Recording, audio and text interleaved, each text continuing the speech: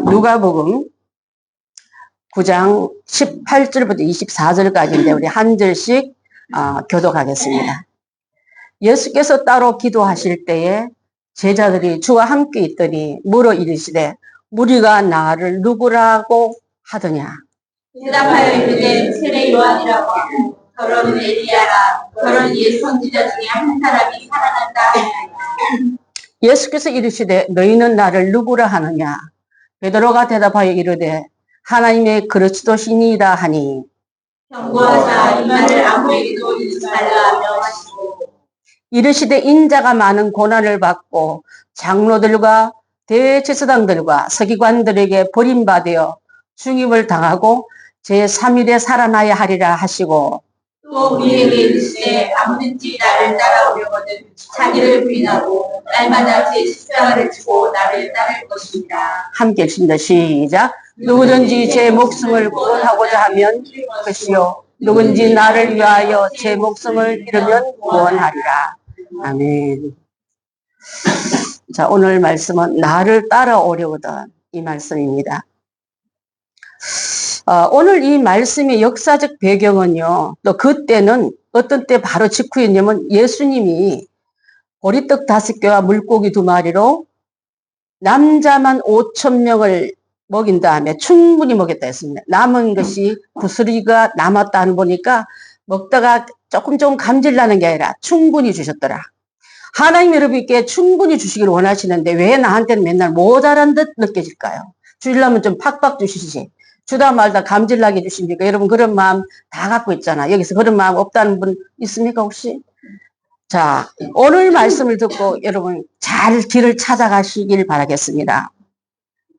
자, 예수님께서 그런 무리 가운데 있을 때 환자도 있고 어린애도 있고, 왜냐하면 이날 보면 어린애가 있다는 증거는 예수님께 보리떡 5개와 물고기 2마리 바친 사람이 어른입니까 아이입니까? 아이면 도시락도 아이용이었을 거예요.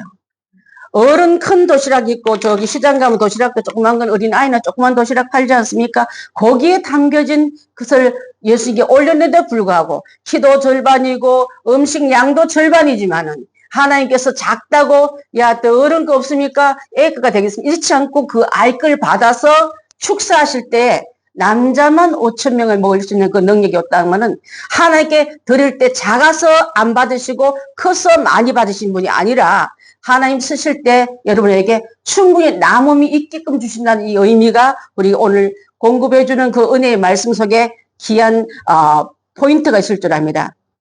사람이 필요할 만큼 주겠다는 뜻이에요, 여러분. 먹을 만큼 주고 남을 만큼 주겠다는 뜻입니다.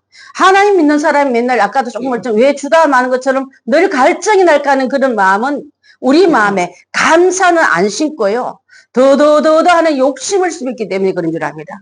여러분 감사를 작은 일에도 아이의 갖고 온 도시락에도 거절치 않고 어린아이가 들고 온 그것도 더 큰 사람 없습니까? 괜찮은 도시락, 질 좋은 도시락, 더 넓은 도시락 갖고 있는 사람 손들을 하지 않고 받으신 것처럼 여러분이 갖고 있는 그대로 드리십시오. 하나님 그것을 받으신 다음에 그 위에 축사하시면 아무것도 없는 혼돈의 세상도 말씀으로 채우시고 온갖 것으로 다 채우신 하나님께서 그 빈들판에 있는 심령들의 굶주림을 왜 못 채우겠습니까? 근데 우리 생각에는 보이는 것만 믿고 보이지 않는 하나님의 세계는 안 믿는 거예요. 하나님의 축복권을 인정 안 해드리고 우리 눈앞에 돈, 권세, 명예 가진 사람 줄 서면 될 줄 알고 우리는 그 보이는 것에 집착하는 우리 영적인 아둔함을 다 떨쳐버려야 될 줄 믿습니다. 하나님 앞에 나갈 때 우리는요, 이제 육신의 양식만 공급하러 온 줄 알고 사람들이 저분을 잡아서 임금 삼으면 우리는 이제 경제 문제에서, 먹는 문제에서, 이 생존 경쟁에서 오는 고통은 면하겠구나 생각하고 예수님을 임금 삼으려 했지만 예수님은 그들에게 나 임금 삼아줘서 좋다 하지 않고 그 시간을 피하여서 산으로 올라가 기도하러 가시다는 말이 나옵니다. 기적을 베푼 다음에 응답을 받은 다음에 여러분 꼭 기도의 자리를 놓치지 마십시오. 제가 아침에도 우리 김연주 집사님하고 카톡 나누면서 중국으로부터 10대 첼로시스트가 협연자를 찾는데 세계 유명한 사람 다 줄 섰지만 우리 집사님을 유학생 시절에 같이 공부했던 친구인데 그때부터 연습을 얼마나 했지요. 팔에 몸이 어떻게 붕대를, 파스를 막, 파스톤 하면서 연습을 그렇게 하더라고요. 기도하면서 내가 중국 땅은 수시로 뭐가 변동 잘 되고 변덕 부리면 캔슬 잘하기 때문에 사실은 그 시간에요. 큰 태풍이 온다는 태풍주의보가 떨어진 섬입니다. 얼마 전에 같은 중국 땅이지만 여기는 저기 광저우 쪽이고 저 하단부에는요 엄청난 태풍이 와가지고 사상 제일 큰 태풍이 왔단 말을 들었습니다. 저는 하나님 손을 딱 막으시고 그것은 손대지 마십시오 기도하자 그랬어요. 걱정 많이 했던 것입니다. 더군다나 그 태풍 때문에 또 우리 다 피난 가 있는데 누가 연주에 가요? 누가 공연 보러 갑니까?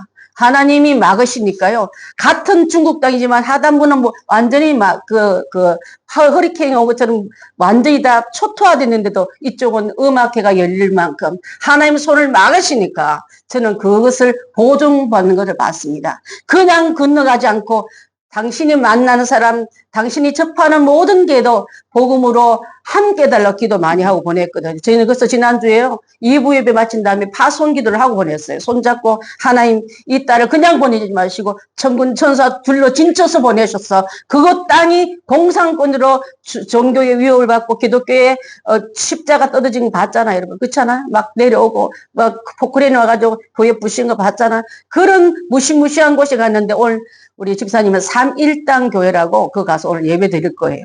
3.1당만은 성삼위일체의 개신교 교회를 오늘 어떻게 연주했던 연주 첼로스트의 할머니가 세운 거랍니다. 하나님 여러분 속에서 함께 하시면 이렇게 어린 아이든 상황이 어떤 허리케인이 오든 태풍이 오든 우리 주님 손길 아래는 다 진행되더라. 하나님의 마음을 여러분 잡으십시오. 하나님의 손길을 붙잡고 함께 일하십시오. 그런 자가 하는 일이 헛되지 않을 줄 믿습니다. 갈릴리 사역이 끝났습니다. 이제 예루살렘으로 올라가기 전에 예수님 떡주로 환자 고치러 어린아이를 축복하러 오신 게 아니라 사실 그분이 오시면 십자가지로 오셨잖아요.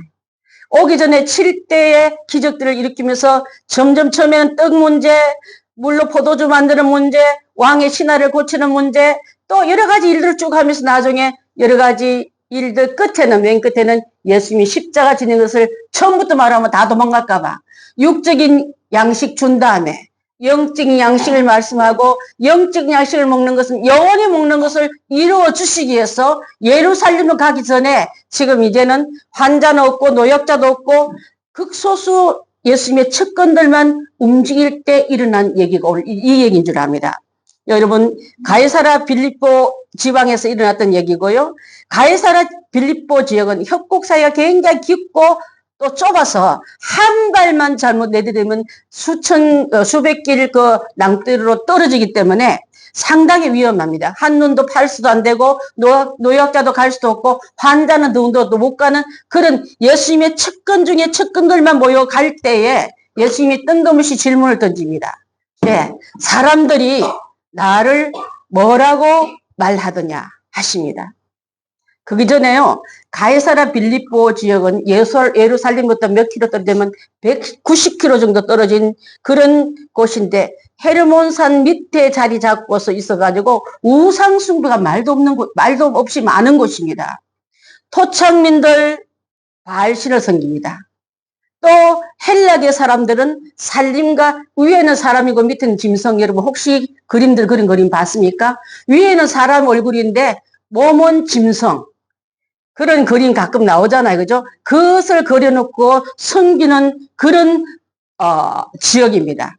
그 다음에 헤롯은 또한 그쪽 지역의 헤롯은 황제에게 아부하려고 황제 신전을 지어놓고 그래서 이쪽 사람 저쪽 사람 한결같이 다 우상숭배로 대장들이에요. 자, 그런 곳을 지나갈 때 예수님께서 하신 질문이라는 것은 더 한번 생각해 볼 수 있는 것은 여러분 영적으로 공격받을 때 여러분 여행을 가거나 어떤 집을 방문하거나 또 그 집에 들어있는 사람의 문제가 있거나 그냥 가지 마시고 기도 많이 하고 가십시오. 저는 여행지에 가서도 호텔에 들어가든 친척집 들어가든 그 집을 위해서 항상 기도해 놓게 이 집에 잔재되는 영들을 예수 그리스도의 이름으로 묶어서 내보내고 내가 잠을 잘지라도 잠시 머물고 갈지라도 하나님께서 평강의 영이 나로 하여금 같이 하게 해달라고 기도할 필요가 꼭 있을 줄 압니다. 예수님 그 지역을 지나갈 때 예수님이 하신 질문에 대한 포인트는 그렇게 무리가 여기 너희 말고 많은 무리 좀 전에 오병이 어떻게 많은 남자만 5,000명이라는 것을 숫자 기억한다면 예수님께서 무리란 말은 내 떡 한번 먹고 내 설교 한번 듣고 내 기도 한번 받고 내한테 문제 하나씩 다 해결받은 그들이 나를 뭐라고 부르며 믿더냐고 물어본 거예요. 여러분 이 시간에 이 자리에 함께하는 우리 성도님들도 예수님의 응답 안 받은 사람 없잖아요. 축복 안 받은 사람 없잖아요. 기도 응답 다 받았잖아요. 그러면 여러분 그 응답 받을 때만 나와 함께한 예수님입니까? 삶 속에 예수님 떠나 계십니까? 협곡을 지나더라도 예수님 그들 마음속에 진짜 얼굴 무서워라 빠지면 한 길로 빠지겠네 내다볼 때 지옥을 가르쳐주기 위해서 천국의 안전한 가기는 쉽지 않다는 걸 알려주기 위해서 천국 가는 길이 넓습니까? 평단하게 아스팔트로 깔려있는 게 아니라 좁고 협잡아요 그랬습니다. 천국 가는 길까지 협착한 이 길 갈 때 사람들이 나를 뭐라고 믿더냐 누구라 하더냐 하니까 그들이 대답이 뭐라 하셨습니까? 세례 요한 하기로 하고 더러는 엘리야라 하기로 하고 더러는 선지자 중에 옛 선지자 중에 한 사람이라고 합디다 이렇게 말씀하셨어요. 자, 세례 요한은 어떤 사람입니까? 세례 요한은 금욕주의자였습니다. 바른 도리를 가르치는 영적인 스승님이었습니다. 그 사람들에게 많은 사람들이 몰려들었습니다. 그의 영향은 매우 대단했습니다. 그런 면에서 예수님은 세례 요한과 다를 바 없다고 인정할 수 있지 않습니까? 두 번째는 더러는 엘리야로 하십다 이렇게 말했어요. 아니야 엘리야가 부활한 것 같아. 저 보통 사람이 아닌 것 같아. 이렇게 말하는 소리가 내가 들었습니다 하니까 엘리야는요 그가 기도할 때 3년 6개월 동안 비가 오지 않을 때도 있고 다시 기도하니까 하늘이 문을 열려서 비를 내리기도 하는 그런 영적인 엄청난 거장이셨는데 자 그래서 그는 놀라운 능력의 사람이었기 때문에 예수님을 능력 주는 분으로 나는 믿는다 말한 사람한테는 엘리야 같은 사람이라고 고백을 하시는 거예요. 또 어떤 면에서는 그러면 옛 선지자 중에 한 사람입니다 이렇게 말했어요. 옛 선지자는 어떤 사람이냐면 하나님을 보내신 사람을 미리 보고 미리 말해주는 사람이 선지자예요. 자 그래서 예수님께서 하나님의 귀 쓰시는 하나님의 사람이 맞다고 말합디다 말하니까 예수님께서 그래 그렇게 생각하느냐 하시면서 그 사역은 하나님이 쓰시는 사역이고요. 그 시기에는 능력과 권능이 나타난 사역이고 그 사역은 미리 아는 선지자처럼 예언과 하나님 하실 일을 알려주는 사역이기 때문에 그 말도 맞다 하고 말씀하셨을 때 그때 예수님은 그러면 이르시되 너희는 여기 예수님 옆에 측근 중에 측근 사람들이 따라오고 있잖아요. 너희는 나를 누구라 하느냐. 여러분 누가 응답받았어요? 김연주 주사님 10년 만에 해외 연주자 가서 막 신문에도 텔레비에도 나오고 난리가 났어요. 그건 너무 부러운데. 자, 그것은 너무 우리 하나님께 기뻐할 일인데. 그럼 나는 그냥 그대로 사라지는 존재일까요? 사라지는 존재일까요? 없어지는 먼지 같은 존재일까요? 생각할 때 하나님, 나도 하나님 여기서 손 드시기 바랍니다.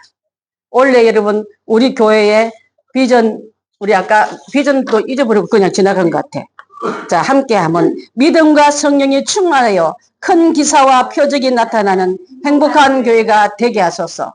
자, 그거였는데 큰 기사와 표적이 나타나는 교회라면요. 우리 교회 안에 축복이 물이 들어온다면 여러분 김연주 집사님한테만 잠기고 우리 소은이한테만 잠길까요?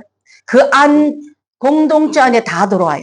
여러분 안에도 이미 그 물이 들어왔습니다. 축복 물이 들어왔고 시작되었습니다. 그 다음에 여러분의 심령 속에 문을 딱 닫고 있으면 병뚜껑 닫아놓고 물 암만 사모해도 그 안에는 한 방울도 못 들어간 것처럼 여러분의 마음이 강팍하여서 교만하여서 불신적으로 가득 찼다면 하나님의 은혜 물이 내 옆에 와도 나와 상관없는 나는 고통의 마른 땅이 될 수밖에 없는 줄 믿습니다.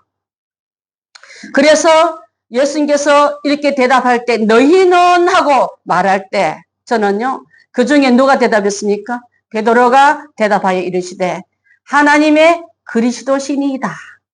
그리스도라는 말씀은 메시아를 말하고 메시아는 하나님의 사역을 감당하러 오시는 그 역할을 하시는 분인데 자 여러분 혹시 이것이 함께는 여러분 너희는 말하면 여러분은 어떻게 믿고 예수님을 믿고 옵니까? 떡 주는 분, 엘리야 같이 기적을 행하는 분, 또 선지자 같이 예언하는 분, 그거로 믿는데 여러분은 예수님을 뭐로 믿고 고백합니까? 그때에 유튜브로 설교되는 여러분은 뭐로 믿고 주님을 따라옵니까? 병 고치러 왔습니까? 재정 문제, 자녀 문제, 지독한 내 가정의 귀신 문제 때문에 왔다면은 이제 그 예수님을 모시고서 예수님을 바로 믿고 따라가는 우리가 다 되어야 될 줄 믿습니다. 자, 무리가 나를 누구로 하냐 이렇기 때문에 예수님이 질문할 때 몰라서 질문한 게 아니라 그들의 마음의 의도를 열어내시고 풀어내시고 그 다음에 너희는 이렇게 말하려고 그 질문을 하신 거예요. 다른 사람의 시선이 그렇게 중요했던 예수님이 아니셨거든요. 다 요러고 저러고 말하는데 그들 하는 걸 내버리고 너는 나를 따라 이렇게 하신 예수님이시지 굳이 그들에게 관심을 기우는 분이 아닌 줄 믿습니다. 자, 베드로의 대답은 하나님의 그리스도시니이다. 그리스도는 히브리어로는 메시아라 말고 기름을 부은 자로 말합니다. 기름을 부었다 말은 특별한 의무를 갖고 왔다 이 말입니다. 기름은 구약에서 찾아보니까 왕 세울 때 기름 부었고 제사장 세울 때 기름 부었고 선지자 세울 때 임명할 때 기름을 부었는데 요한 복음 6장 14절 15절 한번 집사님 준비됐습니까? 한번 읽어볼까? 시작. 그 사람들이 예수께서 행하신 이 표적을 보고 말하되 이는 참으로 세상에 오실 그 선지자라. 그러므로 그들이 들을 붙들고 임금을 삼은 줄 아시고 다시 혼자 산으로 떠나가시니라. 왕을 세운데 세상의 왕, 그들의 원하는 왕, 먹거리 주고 정치를 차려서 지긋지긋한 저 로마에 좀 눌리지 말고 우리의 왕이 되어주면 정치로 왔으면 좋겠다고 왕 삼으려고 붙들 때 예수님은 그들에게 그 일을 하러 왔다고 소소히 나를 모셔가라 하지 않고 그들을 피하여서 산으로 올라 기도하러 가시다는 말씀이 여기서 우리가 함께 읽은 줄 압니다. 여러분, 이 모든 일을 다 감당할 때 하나님이 맡기신 일을 수행하기 위해서 또 자신이 누군가를 간접으로 말하게 함으로 말미암아 당신이 하야 할 일을 이제 오병이요 병자 고치는 거 사람 앞에 수치도는 모든 걸 다 고침받은 다음에 그것을 위하여 온 내가 아니라 나는 십자가 지려고 저기 190km 떨어진 예루살렘을 가리키면서 지금 그 길로 가기 직전에 제자들과 함께 그 엄청난 과제를 나누고 있는 줄 믿습니다. 자, 이렇게 하나님의 뜻을 이루기 위해서 오신 분이란 말을 그는 신약시대 방금 제자들 앞에 측근들 앞에 한 게 아니라 이 일은 예정되었고 하나님께서 맡기신 일이라는 것을 알려주시기 위해서 민수기 24장 17절을 한번 봅니다. 시작. 내가 그를 보아도 이때를 일이 아니며 내가 그를 바라보아도 가까운 일이 아니로다. 한 별이 야곱에게서 나오며 한 규가 이스라엘에게서 일어나서 모압을 이쪽에서 저쪽으로 쳐서 무찌르고 또 셋의 자식들을 다 멸하리로다. 여러분 요일서 4장 2절도 한번 볼까요?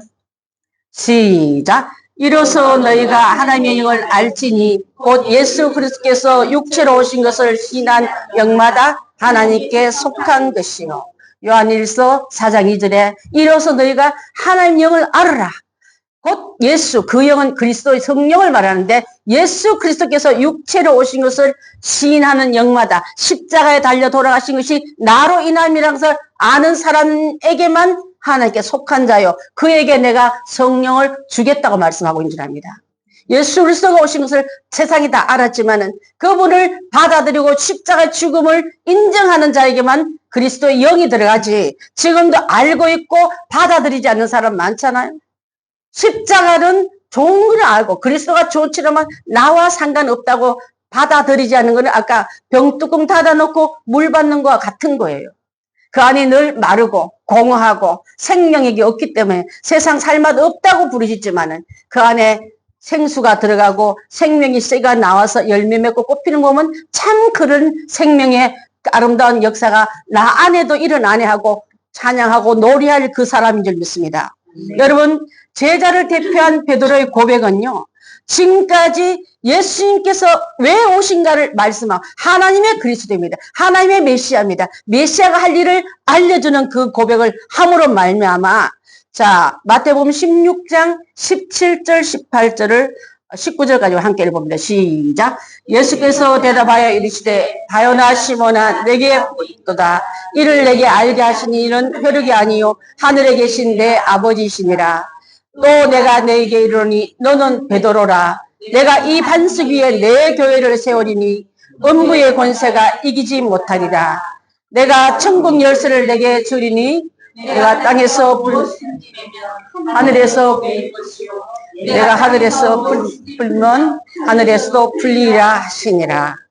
자, 그렇게 말씀하신 이 베드로에게 복이 있도다 칭찬하시고, 너가 이렇게 알게 한 것은 네가 똑똑하고 공부를 많이 해서 아니라 혈육이 아니라 하늘에 있는 하나님이 성령으로 깨닫게 한 거다고 설명을 하셨습니다. 또한 너는 이제부터 시몬이 아니다. 시몬은요, 사이몬이라는 의미로 여러분 혹시 센트 있잖아요. 모래 같은 존재입니다. 모래. 모래는 작아요. 모래는 뭉치지도 않습니다. 비바람이 한번 지나면 휙 날아갑니다. 자리도 못 지킨 자에게 그런 믿음 없는 영적으로 어리고 어린 그에게 너는 이제부터 베드로라. 반석이라. 너에게는 그 고백 위에 베드로 위에 교회 세운 거 아닙니다, 여러분. 이 하나님의 아들 된 그 고백 위에 내 교회, 예수 그리스도가 세운 교회를 세우리니. 고백 위에 세운 교회가 바로 이 한 교회인 줄 믿습니다. 예수 그리스도가 주가 되시고 그가 하신 일을 고백한 모든 성도들이 심령이 다 교회가 될 줄 믿습니다. 건물이 교회가 아니에요, 여러분. 건물로 교회하니까 그 아름다운 자기들이 짓는 그 성전, 헤롯 성전 보고 자랑하니까 예수님께서 허물라. 내가 사흘 후에 다시 세우리니. 그것은 자기의 육체를 무너뜨리면 내가 다시 요나처럼 죽은 무덤에서 나와서 살림을 얻겠다는 말씀을 그때 하신 거예요. 멍청하고 영적인 지각이 어두운 사람은 예수님 하신 말을 잘 못 알아듣지만 하나님의 측근만 모였을 때 이 대답을 요구한 거고, 또 측근의 고백을 듣고 내가 앞으로 해야 될 예루살렘에서 십자가를 지고 진짜 하나님이 이 땅에 나를 보낸 이유를 하기 위해서 이 설명을 같이 했다면, 사랑하는 성도 여러분, 여러분이 갖고 있는 문제도 참 아프고 힘들지만은 그것만 해결하러 오시는 게 교회가 아니라, 진짜 교회는요, 하나님 나라를 선포하고 그 나라를 갈 수 있는 길을 열어주고 알려주는 것이 바로 교회라는 것을 아는 설교를 하는 교회가 바른 교회인 줄 믿습니다. 맨날 축복 남발하고 병 나았다고 자랑하고, 야, 뭐 얼마 응답 받은지 나왔을 때 간증하라고.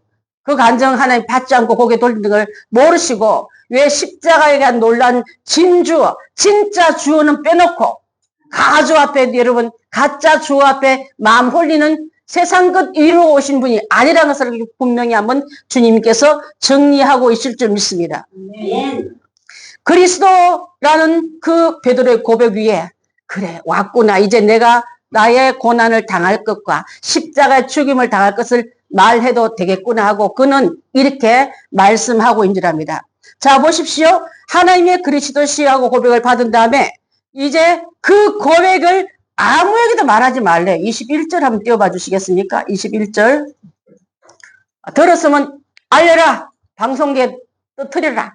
다 신문도 한번 내고 온 동 가서 외쳐라. 동네 가서 마이크 들고 한번 크게 외쳐라. 내가 그거 하러 왔노라 하지 않고 경고하사 이 말을 아무에게 이르지 말라 하시네요.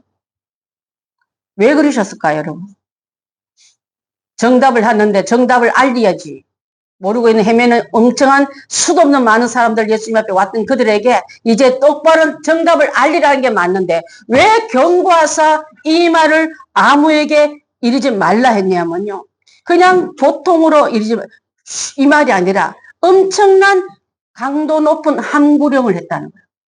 왜 그랬을까요? 1급 비밀만큼. 그것은 바로 유대인들의 오해를 일으키지 않으려고, 그들은 오랜 역사 속에 억압을 당하고 수탈을 당해오면서 정치적인 메시아만 맨날 찾으니까 정치적인 메시아 눈으로 보면 예수님 한 일이 하나도 안 맞지 않습니까? 그래서 그런 오해에서 오해받지 않으려고, 또한 예수님을 민족의 해방 지도자로 만들려고 했던 그 의도가 아니라는 것을 알려주시기 위해서 예수님께서는 이렇게 하셨음을 보일 수 있는 일 합니다. 자, 자기를 억지로 붙들어 임금삽을 할 때 예수님은 혼자 산으로 떠나가시단 말 안에서 예수님이 드러내길 싫어하시고 지금 때가 아니라는 걸 말씀하고 있는 것과 같은 맥락인 줄 압니다. 예수님의 지상 사역이 방해를 받지 않기 위해서 그때 바리새인들이 틈만 타면 저쪽으로 흘러가는 세례 요한 쪽으로 흘러가더니 세례 요한이 없애고 나니까 또 예수란 쪽으로 흘러가니까 저들에게 우리가 정적들을 제거해야지만 우리가 제때 시간을 만들겠구나 이런 생각을 할까봐. 자, 22절 한번 봅니다. 본문 22절 시작. 이르시되 인자가 많은 고난을 받고 장로들과 대제사장과 서기관들에게 버림받아 죽임을 당하고 제3일에 살아나야. 자, 본문에 4차례 고난이 나옵니다. 고난을 받고 버림받고 죽임을 당하고 갇힌바 될 게라는 것. 한 가지 고난이 아니라 고난을 연속적으로 말하니까 거기서 나오는 한숨 소리 치는 사람이 하나 있었어요. 누굴까요? 잘못 왔네. 줄 잘못 섰네. 나 여기 이러려고 예수님 따라온 게 아닌데, 이거 내가 번지수 잘못 찾았네. 그렇게 하는 사람은요, 정치적인 야망을 가진 사람은 그랬습니다. 육체적으로 우리에게 유익을 주기만 하면, 언제 그 유익을 주기만 내가 딱 땀을 자고 기다린 사람의 한숨 소리인 줄도 몰라요. 제가 저녁에 꿈을 꿨는데, 4번이나 제가 알겠습니다. 그렇게 가르치겠습니다. 했더니 꿈 얘기 한번 하려고 그래요. 예수님이 이렇게 말씀해요. 십자가에 달린 내가 그 피로는 구원을 받지 않느냐. 그때 예수님 오기 전에는 짐승의 피로 제사를 지냈습니다. 그죠? 짐승의 피로 비둘기나 양이나 또 그 밖에 자기의 형편대로 피를 흘려서 뿌림받으니까 사람들은 에이 죄 짓는 거 뭐 어때? 내년에 또 피 한번 들이면 되지 하고 사람들은 죄를 우습게 이길 때 죄에 대해서 너무너무 무감각할 때 내 아들 피가 비교할 수 있겠느냐. 반성하고 또 돌이키면 되지 않느라 제가 그거를 못 드리면 비둘기는 안 드리고 또 양은 안 드린데 여러분 헌금이 내 잘 살면 되지 뭐 헌금 한번 드리면 되지 축복받아서 하나님께 그걸 잘 드리면 되자고 그렇게 드리는 헌금에 양의 피를 드린 것 같다더라고요. 내 아들 피 한 번의 죽임으로 피 흘림으로 인하여 그 예수가 내 지독한 죄 때문에 저주 때문에 형벌 때문에 대신 막았은 그 자리에 똑같은 마음으로 가볍게 생각할까봐 헌금을 드리다 여러분 예수 피 의지하고 드리십시오. 그렇지 않을 때 얼마나 죄를 가볍게 이고 얼마나 그 일에 똑같은 죄를 또 죄지르고 자 내년에 또 드리면 돼. 짐승의 피는 예수 그리스도가 한 번의 죽으심으로 한 번의 구원을 이뤘다는 이 사실을 꼭 알려주라는 거예요. 그래서 나는 이 헌금을 드리더라도 똑같은 죄를 짓고 내년에 또 해야지 그 죄에 대해서 단번에 돌아서지 못하고 미적거리면 그런 죄에 대한 너그러움, 죄에 대한 가벼움, 하나님에 대한 말씀에 대한 너무나 경박스럽게 대하는 그 모든 태도는 하나님이 그 율법대로 드리는 예배와 같기 때문에 안 받겠다는 거예요. 이제 한 번에 드리는 그 제사를 통해서 영혼의 속죄함을 주신 예수 그리스도의 보혈의 피가 내 안에 흐른다면은 하나님 그렇게 싫어하는 죄 고만지시고 그렇게 싫어하는 더러운 우상숭배 고만하시고 그 가이사랴 빌립보 지나갈 때 왜 그렇게 말씀 안 걸 내가 초두에 말씀드렸는데 여러분 세상이 너무 악하고 여러분을 힘들게 할지라도 너는 예수 피가 심령에 있는 자가 되어라는 말을 하시라는 거예요, 여러분. 그 피가 여러분 심령에 있습니까? 죄와 피에 돌아서십시오. 세상과 가까이 가지 마십시오. 더럽고 추한 음란한 곳에 그 가이사랴 빌립보 지역의 사람은 위에는 사람이고 밑에는 점성하는 말은요. 사람은 사람인데 정확한 사람이 아니고 그 신비한 그러한 것을 그려놓고 산당을 지어놓고 그렇게 저라면 복을 받는데 정치문이 열린데 또 자식이 잘 된다는 그런 우상숭배 심리에 있는 자가 가짜 신에게 마음이 뺏겨 있는 그들같이 신앙생활을 하지 말고 예수 그리스도가 곧 190km 떨어진 예루살렘에 올라가서 갈보리 언덕에 달릴 때까지 내가 이제는 너희의 유익한 것을 위해서 온 게 아니라 하늘의 영원한 제사를 지르러 왔다는 걸 알려주라는 그 말씀을 저는 어쩌게 꿈으로 들었어요. 너무나 놀래가지고 일어나가지고 저희 남편한테 잊어버릴까 한 번 더 설교하고 왔습니다. 하나님 여러분에게 죄를 미워하고 죄를 싫어하고 기뻐하지 않는 일에 돌아서십시오. 그렇다면 그런 사람에게 보혈의 피가 있지, 아직도 율법적인 제사를 지니고 있다면 율법적인 선행을 좀 해서 하나님 마음을 좀 돌려드리면 되지. 하나님 내 예물에는 끔뻑하셔. 그렇게 생각하는 여러분 있다면 다 회개하시길 바라겠습니다. 그래서 예수 그리스도의 귀한 그 고백은요, 하나님의 귀하신 아들입니다. 살아계신 하나님 줄 믿습니다. 하나님께서 내 앞에 계신 줄 믿습니다. 고백했던 베드로의 고백 위에 오늘날 교회들이 세워졌다면 하나님 말씀을 전하고 회개를 전하고 십자가를 전하고 천국을 전하고 지옥을 전하는 그런 교회가 돼야지, 육신적인 것을 막 일러주고 다독거려주고 무슨 무당입니까? 무당 복치마 좀 막 그 사람 다른 사람 영적시계 다 망가뜨려도 니만 잘되라고 빌어주는 그런 무당적인 교회 다니지 말고 올바른 진리의 말씀을 증거하고 하나님의 살아계신 하나님의 말씀이 고백하는 그런 무리들이 드리는 예배가 하나님 받기를 원하고 전하라고 말씀한 줄 믿고 올릴게 과감하게 이 말씀을 외칩니다. 이사야서 53장 4절 또한 11절 두 군데 보겠습니다. 시작. 그는 실로 우리의 질고를 지고 우리의 슬픔을 당하였거늘 우리는 생각하기를 그는 징벌을 받아 하나님께 맞으며 고난을 당한다 하였노라. 11절 시작. 그가 자기 영혼의 수고한 것을 만족하게 할 것이라. 나의 의로운 종이 자기 지식으로 많은 사람을 의롭게 하며 또 그들의 죄악을 친히 담당하신다. 예수님이 주신 그 십자가가 나의 죄와 허물과 저주와 불의와 불충 때문에 졌다는 것을 기억하면서 이제 그는 실로 나의 우리의 여러분 이름을 넣고 순복이의 질고를 지고 나의 슬픔을 대신하였거든. 우리는 생각할 때 예수님이 그 징벌을 받고 십자가 지는 거니까 예수님도 그때 할 길을 제대로 안 해서 그래. 유대인들 하지 말은 하지 말지 꼭 그렇게 굳이 가서 찾아 하신다고 예수님 그들에게 잡힌받아 죽임을 당해야 되나? 그러면서 세상과 죄악과 아부하고 타협하는 그런 고백을 했던 사람들 대신에 돌아가셨다 이 말이에요, 여러분.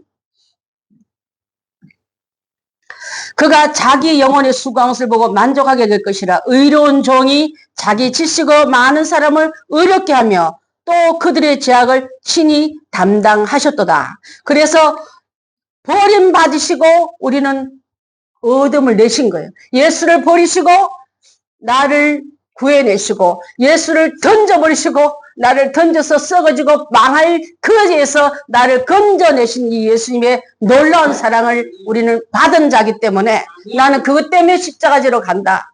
가지 마시옵소서. 우리는 예수님 옆에 떠나면 할 수 없다고 얘기할 때 예수님을 붙잡는 가룟유다를 위해서 너는 막이라. 하나님 일을 어떻게 네가 막느냐고. 하나님 일을 막는 자라면요 사람이 그 안에 들어가면 칭찬도 받았다가 마귀도 됐다 그런 거예요, 여러분.